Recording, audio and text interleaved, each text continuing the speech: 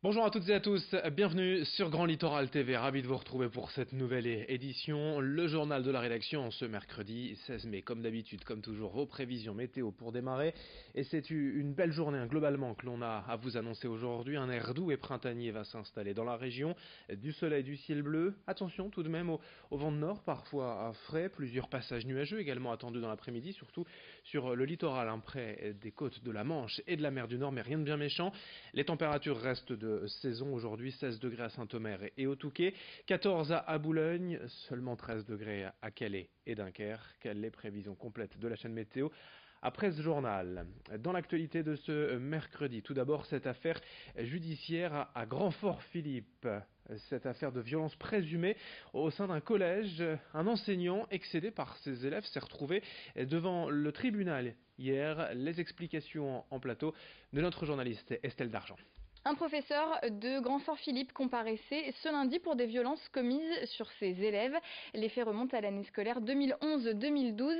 Ce professeur de mathématiques, excédé par l'attitude de certains de ses collégiens, est accusé d'avoir donné un coup de carnet sur la tête d'une de ses élèves et d'en avoir secoué et attrapé d'autres par le col. Des violences aggravées selon le parquet qui réclame 1 an de prison avec sursis. Le professeur, lui, reconnaît des gestes d'agacement mais refuse de parler de violence.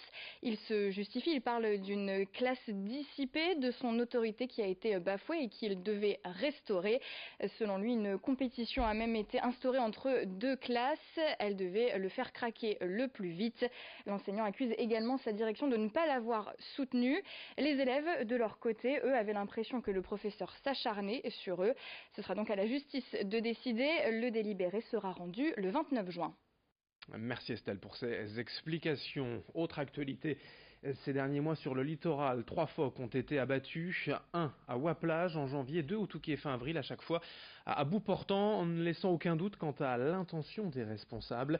Plusieurs associations en réponse ont porté plainte, dont Sea Shepherd, offrant même 10 000 € pour des informations probantes permettant d'identifier le ou les tueurs de phoques. Du côté politique, le groupe Europe Écologie Les Verts a même critiqué la position de la région qui soutiendrait en fait, selon les élus verts, les pêcheurs.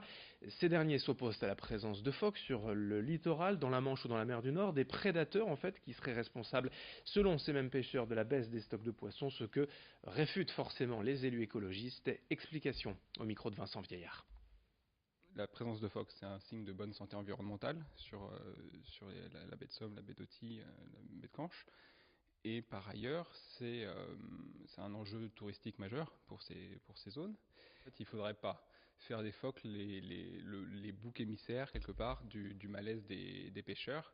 La question est beaucoup plus large que ça, et je ne suis pas sûr que s'il n'y avait plus de phoques, le malaise des pêcheurs, qui est bien réel, lui, existerait plus, quoi. Enfin, le rapport Ecophoc, dernièrement, il montre très bien que il n'y a pas forcément de concurrence entre pêcheurs et phoques, quoi. Enfin, ça peut exister, bien sûr, mais c'est ce que pour certains types de pêche, et ça c'est pas observable directement, quoi. Donc il y a beaucoup de rumeurs, je sais pas comment vous le dire, mais ouais.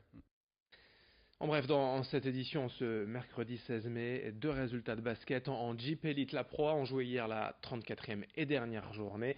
Le BCM Gravelines Dunkerque s'est imposé à domicile 79-63 face à Hier-Toulon.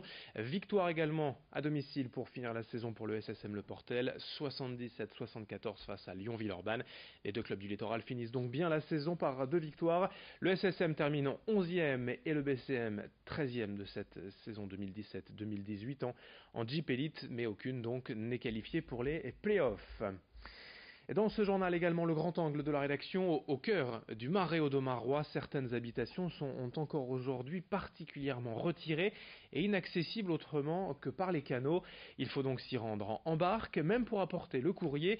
La tournée du facteur du Marais avec Brieux-Gorchy et Alexis Tessier. On a l'image du facteur à vélo ou en camionnette, mais dans les marais de Saint-Omer, le postier se déplace en barque et elle est jaune. Ici, la majorité des habitations ne sont accessibles que par l'eau. Bonjour. Arnaud remplace le facteur titulaire quand il est absent et il n'échangerait sa place pour rien au monde. ça change du quotidien où on est toujours pris dans la circulation,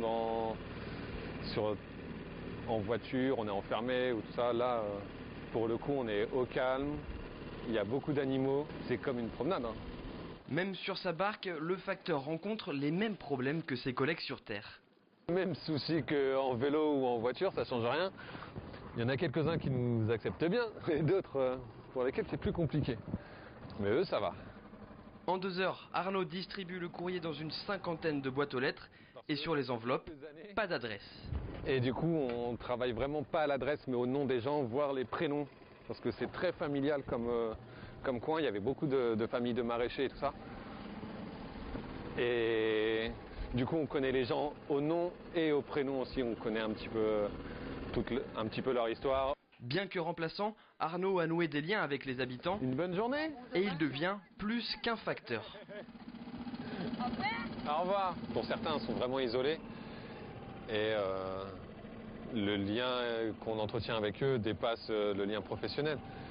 Et on aide des personnes âgées, par exemple, à fignoler leur installation internet ou à les dépanner quand ils ont des petits soucis parce qu'ils sont bloqués, ils sont loin. On essaye de leur arranger la vie là où elle n'est pas toujours facile pour eux. Ouais, on est plus qu'un postier ici. La tournée est finie, tout le marais a bien reçu son courrier. Maintenant, Arnaud quitte sa barque et retrouve sa casquette de facteur un peu plus normale.